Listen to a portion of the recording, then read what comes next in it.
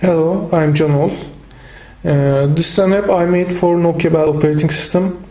I'd like to describe one of the UX patterns I created in this app. As you can see, there is a long list, and the content of this list is divided into pages. You can navigate through the pages using the buttons here. You can go to the next page using the next page button, like this.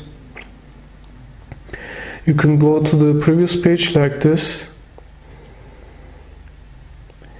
And finally there is a page list button in the center. You can click there and write a page number and go to that page. But the thing is, how can you go to the last page and first page? The pattern makes it easy to go to the last and first page. You just press and hold. Instead of just pressing, you press and hold to the next page button, like this, and it goes to the last page.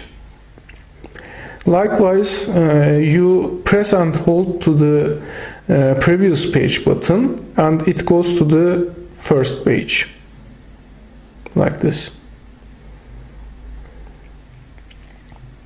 It makes it easy to jump to the last and first page.